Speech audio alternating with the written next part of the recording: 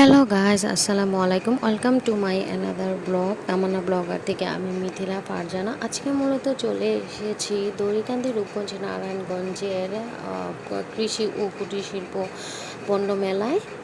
এই মেলাটি মূলত দড়িকান্দি রূপগঞ্জ নারায়ণগঞ্জ গাজী সেতুর পাশে বা মুড়াপাড়া কলেজের একটু সামনে আয়োজন করা হয়েছে। আমিও যেহেতু রূপগঞ্জে থাকি, তাই আমার বাসা থেকে অনেকটা দূরেও নয়। আমরা বাইক রাইড করে আজকে এই মেলাতে চলে যাচ্ছি। ফাইনালি চলে আসলাম মেলাতে। এই মেলাটা সম্ভবত 1 মাস যাবৎ চলবে। এই মেলাতে ঢুকতে কোনো টিকিটের প্রয়োজন হয় না। আমরা আমাদের গাড়িটাকে পার্কিং করে চলে যাই মেলার ভিতরে।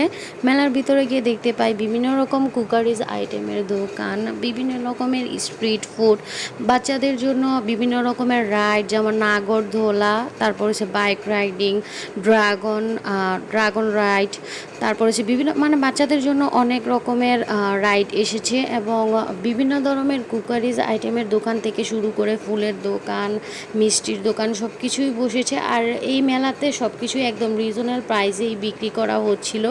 আর আমি আমার এক মুহূর্তে ছোটোবেলায় ফিরে গিয়েছিলাম। এই গোলাটা আমি অনেক দিন আগে খেয়েছিলাম, এই আইস গোলাটা।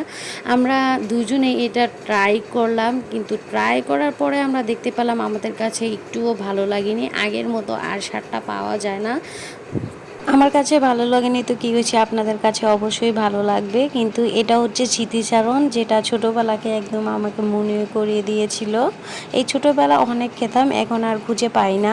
আর এই মেলাতে আমি আর একটা জিনিস দেখলাম, বাচ্চাদের এই রাইডটা সাধারণত আমি আর অন্য কোনো মেলাতে দেখতে পাই নাই। তারপর আমি চলে যাই একটা কসমেটিকের দোকানে। কসমেটিকের দোকানটাতে বাচ্চাদের ব্যান্ড থেকে শুরু করে ক্লিপ থেকে সব কিছু বিক্রি করা হচ্ছিলো 30 টাকায়, আর বড়দের ব্যান্ডও বিক্রি করা হচ্ছিলো 30 টাকায়। আর এই ঝোলানো ব্যান্ডগুলো বিক্রি করা হচ্ছিল 100-150 টাকা করে। আমার 2টা ব্যান্ড পছন্দ হয়েছে, তাই আমি নিয়ে নিলাম। আর এই দোকানটায় বিক্রি করা হচ্ছিল জুতি, তারপর হচ্ছে হিল, সব কিছু বিক্রি করা হচ্ছিলো। আমার যেহেতু প্রয়োজন হয় তাই আমি কিনে নিই। তারপর আমি চলে যাই স্ট্রিট ফুডের দিকে।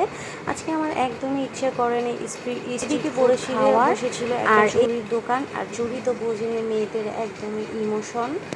আমি তো ভাবছিলাম সবগুলি চুড়ি যেন বাসায় নিয়ে যাই, কিন্তু ভাই আমি গরিব মানুষ, আর এই দোকানটিতে সবচেয়ে বেশি মেয়েদের সামর্থ্য নাই। তারপর আমি চলে আসি এই কুকারাইজ আইটেমের দোকানটিতে। এই দোকানটিতে 60 টাকা করে গ্লাস থেকে শুরু করে সব কিছু বিক্রি করা হচ্ছিলো। আমার যেহেতু একটা কাঠের খুন্তির প্রয়োজন ছিল, তাই আমি একটা কাঠের খুন্তি নিয়ে নিই 60 টাকা দিয়ে।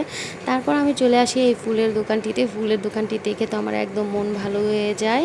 ফুল দেখলে তো সবারই অনেক ভালো লাগে। এই দোকানটিতে 100 টাকা করে রিজনেবল প্রাইসে ফুলের টবগুলো বিক্রি করা হচ্ছিল। আর এদিকে আমি মিরর দেখে তো মিরর স্টেপ নিতে শুরু করে দেই, ভিডিও করা শুরু করে দেই, কারণ মিরর স্টেপ নিতে আমার কাছে খুবই ভালো লাগে।